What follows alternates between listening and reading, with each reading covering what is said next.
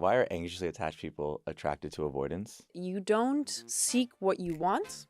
You seek what you're familiar with. If I can get him to love me the way my dad never did, then I'm fixing the loop, I'm fixing the pattern. This week, German psychologist Jenny Meinen joins us to break down attachment styles. We talk about where our patterns come from, why anxious people and avoidant people keep finding each other in relationships, and how to finally break the cycle. Your attachment style is not set in stone. You can change your attachment style over time. The world needs free therapy. I'm Ben. And I'm Kevin. Welcome to Free Therapy. Jenny Meinen, welcome to the show. Thank you so much for having me. So good to have you here. So everybody, Jenny Meinen is a German psychologist. That's right. And has 2 masters in clinical psychology. That's right. And a master's in marriage and family. That's right. And you did both your thesis on attachment theory. Yes, that's right. And so when we connected, that was the first place we went. And it's something that Ben and I think, have navigated and struggled a lot with, our own attachment styles. And I'm really excited to dive into that. And I think the one thing you said when we first met that hit me immediately, you said the way we give and receive love is really based on our attachment styles. That's right. What did you mean by that? It's interesting because the way we learn to give and receive love is based on our childhood. And our attachment style is based on how we have a relationship with our parents, how reliable they are and how they show up for us. And it's often those 2 things that bring it together, like the way they show up for you and how you learn to give and receive love is the way you show up in your romantic relationships later on. So what about if someone were to start to explore this that Yes. it never has, like how their relationship with their parents and their family dynamics now influence their own love life? How would they begin to explore that? Well, it's really interesting because what you're going to have to do, it's not even that you have to consciously look at the patterns. What's happening is that it's your blueprint for your romantic relationships. And oftentimes you'll just see what your biggest need is in a relationship. So if you really want to say, hey, I want to be more aware of what the patterns are that I'm creating in my romantic relationships. And I noticed I have the most tension when I'm trying to seek closeness with someone or when I want more distance, or sometimes it just doesn't feel like I can find a partner who meets my needs. So to really go back to the basics and see what is it that I feel I have the most friction with. And then you'll see, usually I have a problem the moment it gets closer in my relationships. That's when I start to take a step back. Every time it's all so good. It's so fun. It's so nice. And the moment it gets more intense, I get scared and I pull back, right? So it'd be like, my pattern is to pull back, which would put you more in the category of being someone who's avoidant. Right. Or you're someone who needs more reassurance. You notice, everything can go well. And all of a sudden I feel like, they might abandon me. This, what could happen? If this is really good right now, but at the end of the day, can I really trust that person to be reliable and be there for me? So what you'll do is you seek ways that give you this security, and you try to create that closeness, right? Which often, if it's in an unhealthy way and you didn't learn how to ask for closeness, which for men is often the case. We don't, and even you didn't learn how to ask for closeness. Yeah. In a proper way, right? Often we'll just act out and try to gain control and secure, that secure feeling through action. So if you have that function and you need more reassurance and you have more of a fear of abandonment, you usually are more anxiously attached. Right. So it sounds like to heal or to start to heal your attachment style, it comes from being in relationship with people. Because for me, I didn't even know how bad my anxious attachment style was until I got into a serious relationship. Yeah. And then I was like, this is not healthy for anybody. I'm always uncomfortable. I'm needing reassurance. Yeah. I need someone to validate me or make me feel close to them. But then that actually is making the relationship worse. Yeah. By needing the other person to make me feel a certain way. Yeah. And so in relationship, I'm trying to heal through giving myself what I need. Yeah. And not asking my partner to make me feel less anxious. Yeah. But I didn't even know, I knew I was anxious, but I didn't know how that was showing up in relationship. And so now every time I feel that reaction in my body, instead of like going to my partner, I'm like, oh wait, like what do I need to do right now? Why? What do I need to tell myself? How can I self-soothe? Exactly. Yeah. But it's still hard. It's been 10 months, and I still get anxious when I don't get a text back. You know, here's Sorry, babe, but like, it's just like if it's 3 hours, I'm like, oh fuck, yeah. oh shit, She it's hates over. me. So It's over. interesting. 10 months, but I'm still like, and I'm, yeah, you know. Yeah. You know, I'm gonna give my personal opinions. It's so hard because, as you said, yes, there is no better teacher than any relationship when it comes to understanding yourself better. And I want to say I was very lucky that I would have more so, like, I had a partner when I was in my early 20s, and I was insanely avoidantly attached. Like, I was just like, you couldn't catch me if you wanted to. Like, I just like left one after another. And I was in this sorry. It's great. We've all been there. true. We've all been there. It's okay. But I met my long-term relationship. We were together for like 4 or 5 years in Germany. And he was so secure that he just like, with definitely a huge dash of anxious, because if he had really good boundaries, he would have probably been like, I'm out. But he was so patient with me. Nice. I was just so like all over the place. I tried to sabotage. I would do things where like, oh, after this, he'll definitely want to leave me. Like, it'd be because I didn't want to break up. You know, like that was way too much of a burden. So I would just act out in so many ways. Right. And it was really interesting to see, like, he was so calm and he so steadily loved me through this entire time. I was so unconscious back then, because I wasn't aware of patterns. I wasn't aware of, like, I just had started my first degree. I wasn't aware of patterns. I wasn't aware of, you know, what's really happening in my body and how I'm bringing my freaking childhood trauma into relationships. It was more so, oh, like, I'm understanding, like, he'll be here no matter what. I can rely on him. I can trust him, and he's there, and no matter what. And in my brain, when I was so young, I was like, oh, that really, like, made me calm down, made me be more vulnerable, made me open up in that relationship. So it was really interesting to see how that relationship also partly fostered me, allowing me to become more secure. At the same time, granted, I started to do more work and understand it, but he really was like incredibly helpful for me to understand myself better in that way. And like now, like, oh, like love can look different as And my lead first you to like your real healing, adult relationship. actually. Yes. Yeah. You have a question. Why are anxiously attached people attracted to avoidance? Ooh, the anxious avoidant dynamic is the most common dynamic. And it's so funny because everyone would just go like, why, if that one wants that and that one wants that, like, why would those two people find It's each other? so different. Makes no You'll sense. never see an anxious and anxious with an avoidant. No, It just never. like, they're like, you know, it doesn't happen. It's so Right. funny. And if you boil it down, is that you don't seek what you want, you seek what you're familiar with.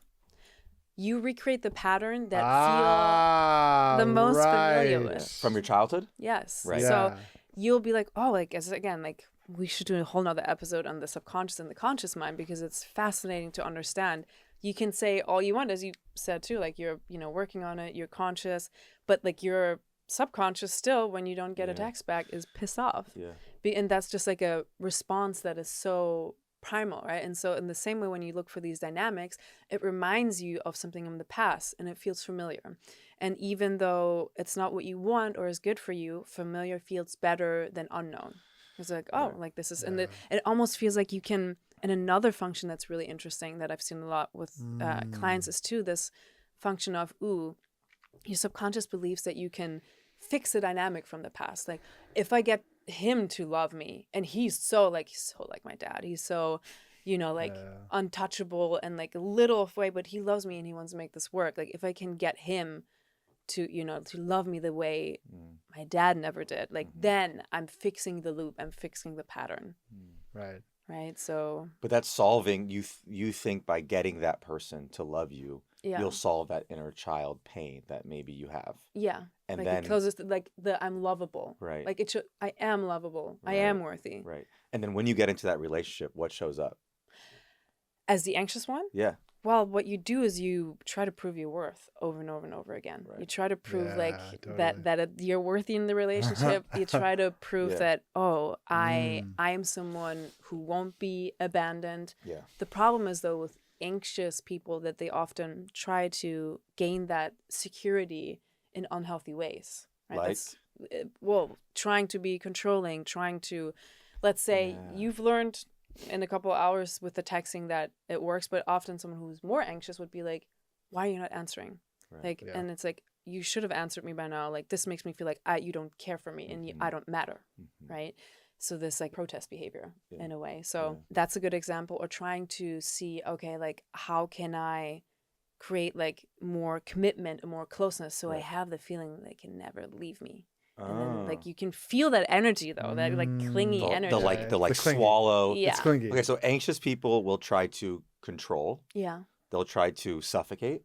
Right? Yes. So that's like an anxious type of. So if you do those things, or you feel like you're doing those things, that's a way of like No. labeling who you are. Because I don't know if people can understand truly what their attachment style is Yeah. until they've heard examples of what it looks like. Totally. Like how an anxious speaks about what their needs are in the dynamic, and what the avoidant says what they're like. I've had a hard time vocalizing my needs as an anxious person Yeah. because I'm afraid if I say something, I'm going to sound needy, Yeah. or I'm going to sound like I'm too much, Yeah. right? And so I have to somehow, and I'm doing this, but it's like when something bad happens and you pull away without telling me, I get scared. Yeah. And for me to even say that is like, oh, I'm just a needy dude. Yeah. But then I want my partner to be like, when things are hard for me, I need some space. Yeah. And I was like, okay, well, I need you to tell me that, Yeah. right? Because then there's That's the job for the avoidant Yeah. and your job. Yeah. Yeah. yeah, and I think I want to maybe like give examples of what an avoidant would say or what an anxious would say, because I think it's hard to know how to say, how to speak your needs. Yeah. So for example, like one that I think we talked about on the call earlier, let's say you're starting to date someone and you're like a couple months in and there's like a big family event. It's like a wedding, like a family wedding or something. And you're avoidant. And I've been in this situation in the past where like there's a big Shabbat or something. And like maybe it's something that I can tell they are curious about, and why aren't they being invited? But there's like some family dynamic or something that there's a reason for it. Yeah. I would usually just avoid it. And then it would always come to fucking bite me in the ass. Yeah. Right? How would a secure person have that conversation? Yeah. First of all, you said it right. What you shouldn't do is just brush over it, not bring it up, or make up an excuse.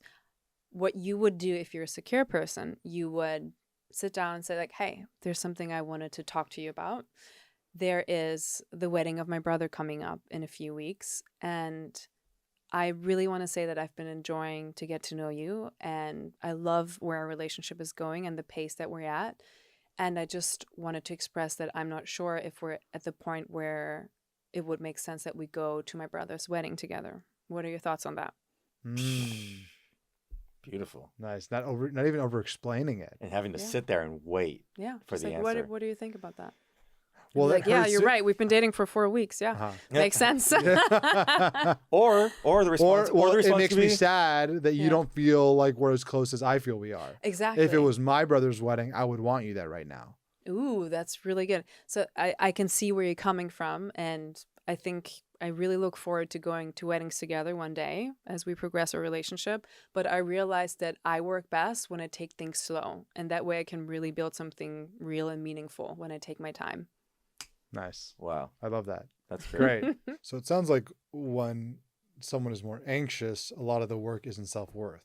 Yes, is absolutely self-worth. It's Yes. it's all it actually, I mean, I'm sure there's a lot in relationship, but it sounds like it also has to do with them doing a lot of self-worth work to feel more worthy without needing to be validated all the time. Yes. Otherwise, it's what you just described, which is just like an impossible scenario where your partner is never able to meet all your needs. That work for that person is, as you just said, you just break it down to I'm lovable. Really. Like you just work on like, hey, like I'm secure and confident in who I am as a person, right? I know what I have to offer. I'm not afraid that they're going to leave me.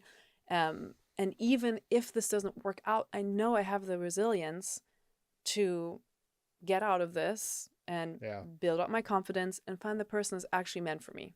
Because you know what? I will find the person who's meant for me because I'm lovable. Like there's 8 billion people on the planet. Like I will find my match who is an equal, to me when it comes to love.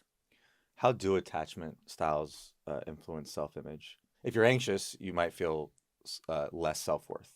I can speak from my own experience that I know I'm anxious, and so I have a hard time loving myself. So my work has been to love myself. But what about an avoidant or someone who's disorganized? How does that affect their self-image? Funny enough, all of them, we can just put it in 2 groups here, and that is secure and insecure. So all of the attachments that you mentioned, anxious, avoidant, and disorganized, they need to learn that I'm lovable and work on their self-confidence, right? So because even again, someone who's avoidant, they present way more like, ooh, I'm like untouchable and I'm, like I'm the best, I'm the shit or whatever that is. But the underlying fear is still, ooh, I'm not good enough, because like when I grew up and I had emotional needs, no one met them. And if no one meets my emotional needs or pays attention to me, it means I can't be worthy as a human being. But that person who's avoidant, who just learned more to shut down, was like, oh, if I just like shut it down, then I'll cruise through it easier. So they have the same function and the same need, to find that self-worth. And that it's maybe what's with the little nuance of someone who's avoidant needs to find more safety and being vulnerable. Yeah. And someone who's anxious needs to find more safety in the pause and, being with oneself. Yeah. So avoidant, practice your vulnerability. Anxious, practice pausing and coming back to your own value and worth. Yes. Yeah. Yeah. It's a great distinction, like super simple. Yeah. Super clear. Yeah. If you feel even if, I can resonate with that. If I feel those tendencies coming up, like I can go back to like, I have worth, I have value, I can be loved. Like I bring things to this relationship. Yeah. Yeah. For me, it's crazy how obvious the problems that I bring to a relationship now are. Yeah. You know what I mean? Yeah. Like before, I was like, I don't understand maybe what the problem is with me in a relationship. I don't know. Yeah. But now that I'm in a relationship, she'll literally be like, I think you're way too reactive right now, and I don't understand what you're saying. Yeah. So I think we should take a pause right now. Yeah. And She'll say that. That's good. Yeah. She says that. Great. Good. I know, she's secure in that way, and I'm just like, But I don't even realize how reactive I'm getting because I am anxious that I can't get my point out. Yeah. I'm coming from a place of fear. Yeah. And then it makes her feel more anxious because she's like, what the fuck are you saying to me? Yeah. And I'm like, oh, you're right. And then and now I can feel the reactivity coming in. And I know that reactivity is not safe for my girlfriend who I love. Yeah. So I want to treat her well. So then I'll take a beat and I'll be like, oh, what am I actually feeling right now? And what do I need to say? And sometimes I can't process it. I need to go into therapy. Yeah. Or I need to pull out like Claude and be like, what the fuck? Yeah. And then I'm like, oh. And then a day later. So when I did that, what I felt was, and I didn't mean for it to sound like, and now, can we talk about that part of it? Yeah. And she's open to it. And that's the thing, like repair is super important. Yeah. And what you just said earlier with, hey, you take a pause and you reflect and then you come back the next day. That's a healthy way. And that's a really healthy way to repair, right? Conflict is going to happen in every relationship, but it's how you approach repair, right? Yeah. Can you take responsibility?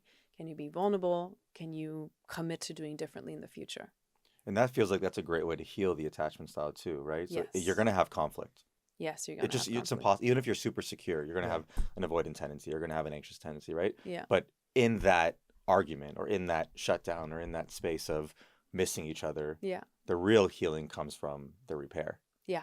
And the repair, I think, is also you have to show up not confident, but like confident to be vulnerable. Yeah. Because I think the repair is scary because you're just opening yourself up to a part of you that maybe feels unlovable. Well, and what's your experience with repair and conflict when you were growing up? Or you used to do your parents sit down and be like, hey, let's talk this through, move through it and hug it out and move on? Or are your parents like, push it under the Move rug, on, push or on, like yeah. we just shout at each other, and then when everything's just normal again, Right. like what? How did you learn? How did you learn love? So You know, how crazy. did you learn conflicts? What's your so- pattern?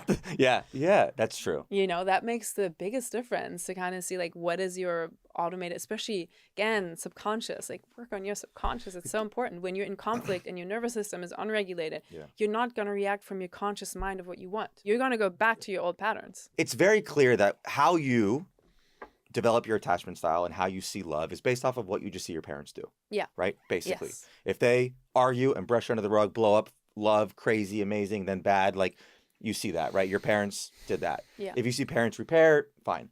But for kids who see their parents in a tough dynamic Mm-hmm. and then their parents look to them to make them feel better, you become more anxiously attached because then you're always checking the temperature of the household, needing to make sure that the person you're closest to, the mom or the dad, feels better. Yeah. Right. Right. So you're always anxious in the house because they fight and then you're the kid and you're like, oh shit, I need to make them feel You take better. responsibility. The Exactly. people pleaser is born. Yeah. Exactly. People pleasers born. Exactly. So then in dynamics in a relationship, you become more anxious. So you seek out avoidance, which is what your parents did, Yes. right? They avoided it. Right. And so you Yeah. look at that, but you are anxious. Yeah. So it's harder for you to find someone more securely attached because that's not what you saw love is. Then you develop an anxious attachment style. Yeah.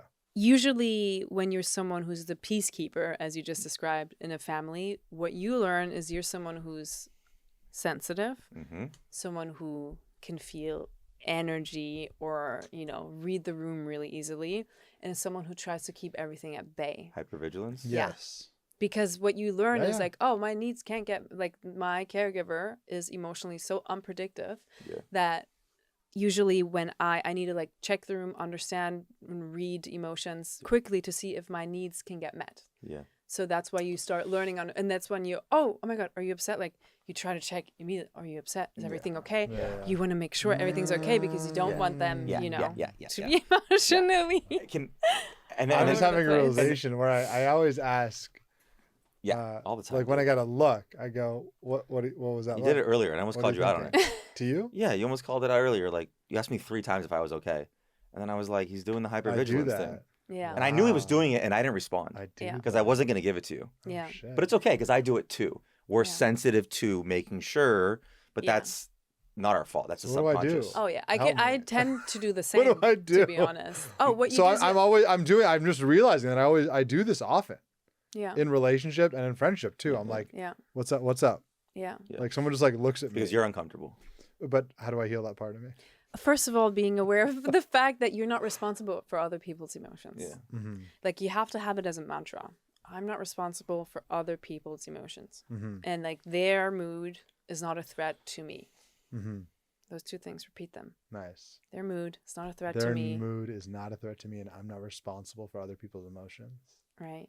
I'm not responsible for other people's emotions, and their mood is not a threat to me. You're But not you're not But it was growing up, right? I Because was responsible, and their mood was a threat. Yeah. and that's just what happens. And yeah. Yeah. That we'll have to unpack in, in Yeah, your that's- No, but private that's- session. That's the next episode. But I'm gonna make a generalization that I think maybe is wrong, but I'm not a therapist, but this is my assumption, Mhm. is that kids who become hypervigilant to the needs of a parent, Mm-hmm. I think stems from men who are avoidant to their emotions.